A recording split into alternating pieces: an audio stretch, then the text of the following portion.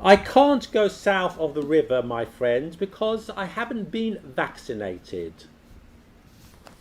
I can't go south of the river, mate, because I ain't vaccinated. Standard English versus traditional Cockney accent there. But is that how people in London really talk these days? Or do they talk more like this? And I remember him being so high. He probably don't even remember because I was outside Rinse and I saw D double and I was like, yo, fucking hell, like, can I get a picture? And I was like, oh, my phone's dead. And you know when it's like awkward, like, like he was just, I was like, oh, my phone's dead. And he was like, That was Stormzy giving a good example of what linguists call multicultural London English. But it's not just in London that this accent is taking over as the accent for most working class people, not just black but white and most ethnic groups as well. It's also having an influence in other parts of the country as well. This is an example of someone speaking in a traditional Sheffield accent. Letting people be themselves where they don't like. In London, aye. You know, like in London, you can be a sen. Yeah. Other cities, like, you can't. Okay, now this is a clip from another person from the same city, Sheffield, a younger person, and if you listen to the way that she talks, it's not quite the same accent. It's actually showing a lot of influence from multicultural London English. In particular, if you listen to the ways that she sounds words like weather and windy, then you'll notice that it's a different sort of accent that she is actually talking in. I changed the weather. The weather? Yeah, because it's always windy and it's always cold and it rains a lot. The Emily accent, of course, was actually started life as a mashup, really, of traditional Cockney speech in London with Jamaican patois, which was brought over by the Caribbean immigrants in the post-war era. And there's a good example of some Jamaican patois sounds and speech in this clip. You know, that simply means that why are you displaying a certain type of attitude to me? So rank can be described both ways, in attitude and also in smell. Look on you to give me attitude. You're ranky. That we want to take a look at is the word good morning. Good morning is a simple greeting that Jamaicans use, you know, to say good morning. However, it is spelled a little bit different and it's also pronounced differently. No, the good is spelled G-U-D, and instead of spelling morning, we would spell it like M-A-W-N-I-N, good morning. Or you can cut it short, just like in standard English. Morning. Morning, Miss Jane. Morning, Miss Son. No, moving along. Good afternoon is also another word. Well, two words, good and afternoon. So you have good, G-U-D, remain constantly, and afternoon, it's A-F-T-A-N-O-O-N, afternoon, good afternoon. Or you can cut it short just the same and say afternoon, right? Whichever way, it's still acceptable. And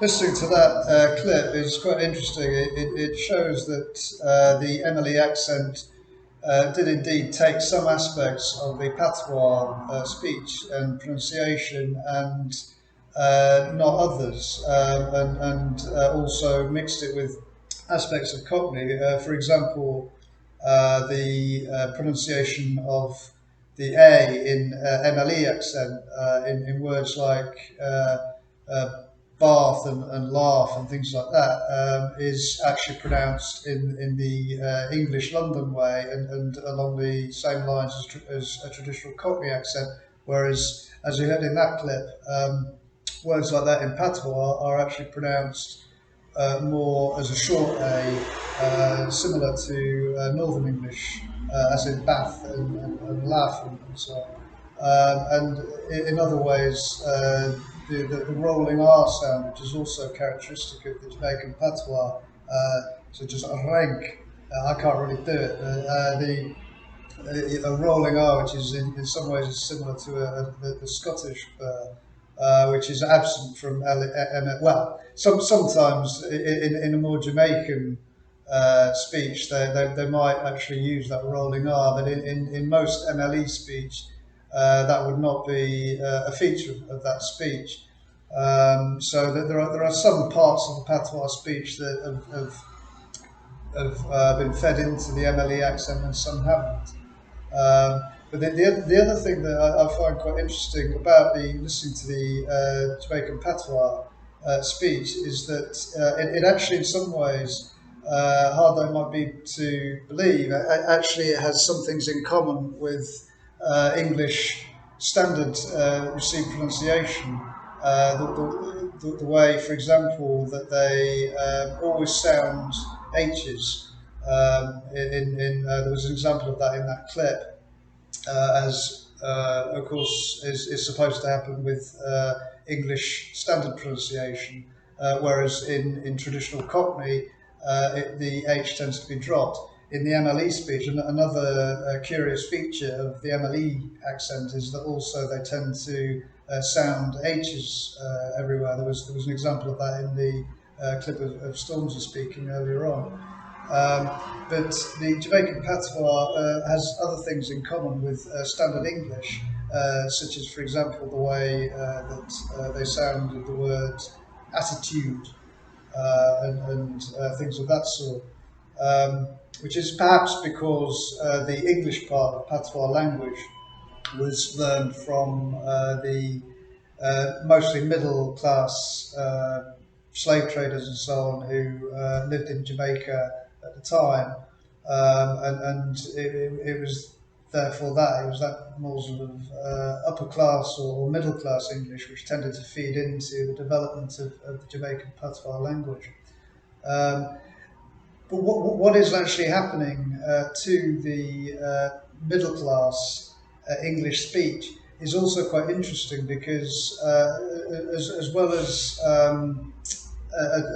a melting away of traditional regional accents in this country, you could also see a similar process going on with traditional received pronunciation speech.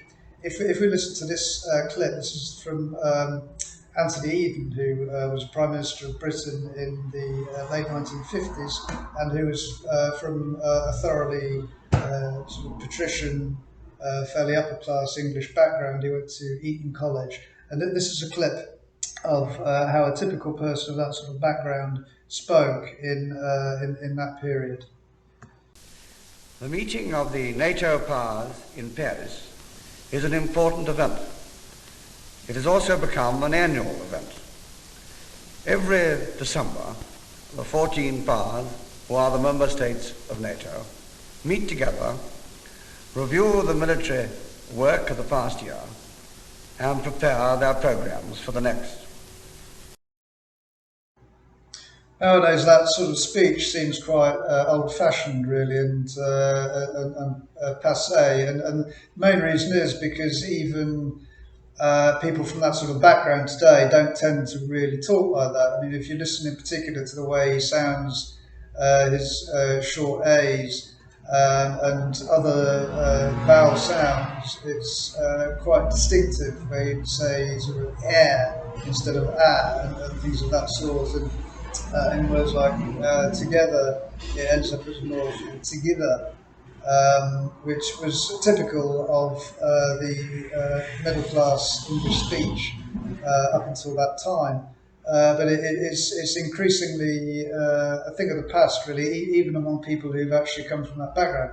If we listen to an example of the way that Prince William speaks, who comes from the same background, if not even more upper class, obviously, member of the royal family. You can't get much posher than that. He also went to the same school, Eton College. This is an example of how Prince William speaks today.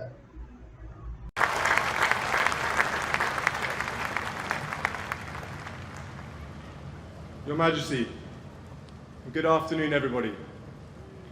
Thank you so much for showing that the great British public doesn't let a little rain spoil a good day out.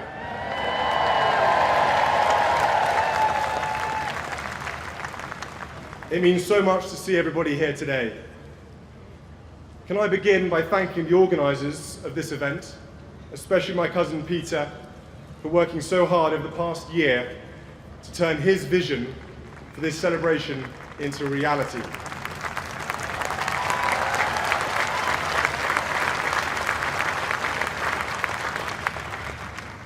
Catherine, Harry and I, and the rest of our family are extremely proud to be here today.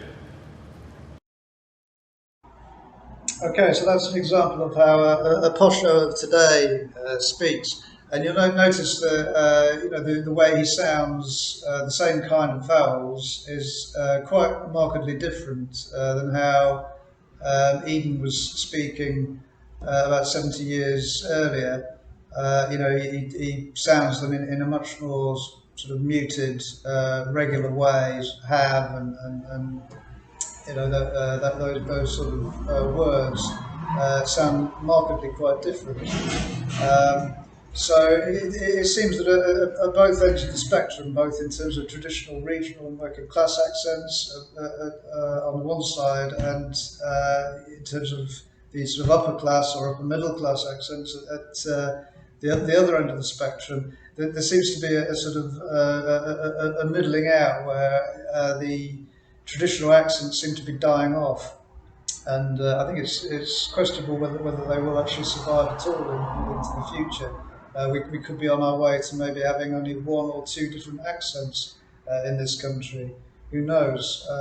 As for why this is happening, well, I mean, some people think it's because of teleculture, because maybe people are learning their accents nowadays more from what they see on TV than from interacting with people in their own areas. Some people think it's to do with education and how people are being educated in schools, and that's having an effect. And it's not necessarily a bad thing either way. I mean, there are many interesting aspects of the Jamaican patois language, and it's quite interesting the way it's fed into modern English speech, and the way it's becoming so widespread, not just among black people, but among all communities, really, including white working class people. And it's quite interesting the way that the middle class accent is changing as well. But as for what the future holds, who knows? I mean, English, as with any living language, is an ever-changing thing, and rather as people say, oh, there's a correct way of speaking the language. The point is that there isn't. There's no correct way of speaking the language. It's there were ideas developed in early modern times that there was a correct way of speaking the English language, but the truth is there never was. In many ways, the received pronunciation speech was an artificial accent which was developed as a way of trying to standardise speech. And I think you can hear that when you listen to people like Eden speak. You can hear that in many ways it is a fairly artificial accent.